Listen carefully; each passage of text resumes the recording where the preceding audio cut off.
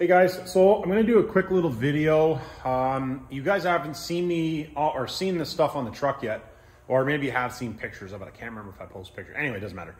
There will be a video dropping on the truck. I've done some stuff on the truck. We'll be doing a bunch more on the truck. But anyways, I wanted to show you guys how I bend brake lines and make coils and all that type of stuff. Now there's lots of different ways to do this. This is just how I do it. I found it very easy to do it this way.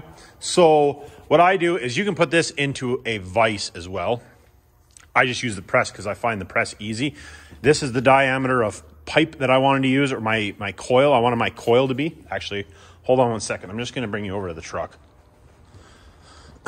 So these coils here that I bent up for this, which I kind of got them cattywampus a little bit right now because I was in there monkeying around. They're not just perfectly straight anymore, but you can just bend them around a little bit. It's easy to do. But so to make those coils, which are an expansion coil, so when you have the difference between the frame and your body and stuff, you need to have something so that there's some movement. So you either have to have that or a flex line or something.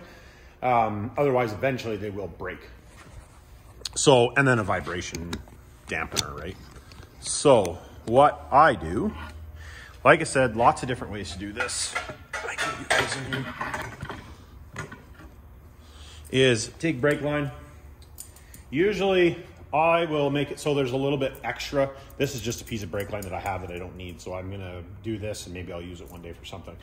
All you have to do is start on there. Now, depending on which way you want to end up, sometimes you're gonna want to start this way and bend it. And sometimes you're gonna want to start this way and bend it, right? So it just depends which way you want it to exit out the back or down or whatever, right? But pretty simple to do. So you just start your bend in there and hopefully, let me just make sure we can, you guys can, let's get this zoomed in a little bit. So you get that on there like that. Get your arm out of the way. And there actually, I think there is actually a tool for doing this too, but, and then just depending on how many wraps you want, it is not very hard to do. Because I'm gonna show you a couple other little bendies too. I'm not gonna go super crazy, but then there's your coil. You can do this with copper tubing and stuff too, because this is actually a brake line, right? But, and then all you have to do, because you don't want the coils touching. See how they're touching right now? You don't want the coils touching. All you have to do is just bend them apart a little bit. I guess I can show you. Bend them apart a little bit. You know, do whatever you want. Now, that is as easy as it is. So however big you want this, you just want a piece of pipe that's roughly that size. Now, if you get it really small, sometimes you'll kink it. So I think that's 2 inch out, 2 inch, 2 inch? Yeah, I think it's 2 inch OD. That stuff, which is the size I usually like to use. I've used that piece of pipe for all kinds of stuff. You have bead on stuff with it and insole bearings, and just kind of happens to be a good sized piece of pipe. And that's just black gas pipe.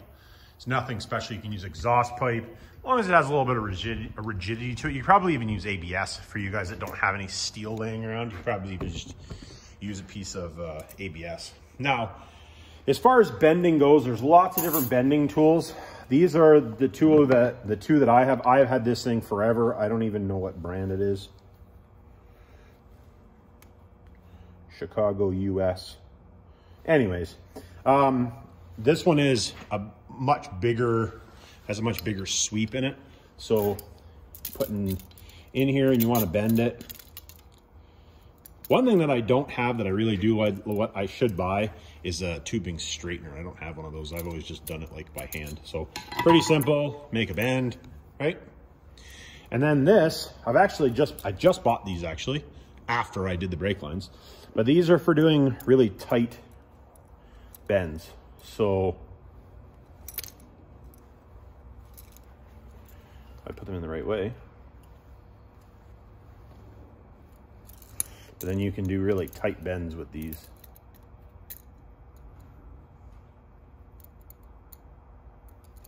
Put them around the other way. Yep. Right, and you can get really nice bends. I didn't get that one perfectly straight, but you get the idea.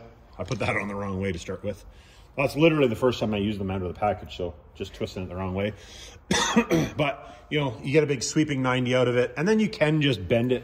You know, you can just bend it if you have, let's say, a can like this, and you know that this is roughly, you can even use a spray can for doing for doing this coil bend too. But you can also do this, as long as you know how big your bend needs to be, your radius, I should say, right? And you need that to go around something. It's like that easy. Pretty simple, right? I got a little tiny bit of a kink there, but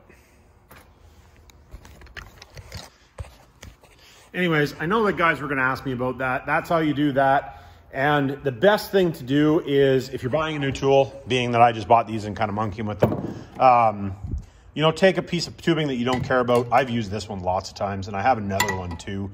You know, if you're buying a new tool, just buy the new tool, grab a piece of line, and start bending at it.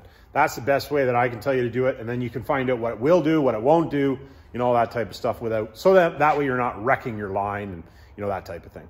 So anyways, like, subscribe, hit me down in the comments, and remember, it's not rocket science.